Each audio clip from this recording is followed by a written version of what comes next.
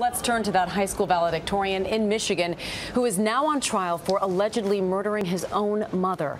Family and friends, including his own father, are coming to his defense right now. And ABC's John Muller joins us with the latest on this. John, good morning. Good morning, Amy. A fascinating story. The ideal son on trial for killing his own mother. Just as fascinating, the family's dark side. A mother with violent mental illness who spent time in jail for beating and trying to strangle that son.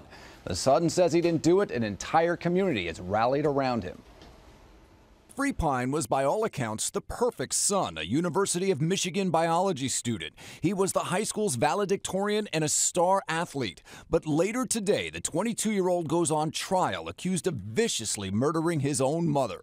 Ruth Pyne's body was found bludgeoned and stabbed repeatedly inside the garage of her family's idyllic suburban Michigan home in May of 2011. The whole thing, really upset the entire neighborhood. After 5 months of investigating, her son Jeffrey was indicted, charged with beating her to death and put in jail. I really don't think Jeffrey did it. He was no threat for 5 months. Why was he all of a sudden a threat? Ruth's husband, Pyne's father, tells ABC News he believes his son is innocent. But by all accounts, what happened inside this suburban home is a complicated story. Court records show Ruth had a history of mental illness dating back 14 years and was allegedly often violent. In 2010, she was accused of attacking Jeffrey, allegedly beating him and attempting to strangle him.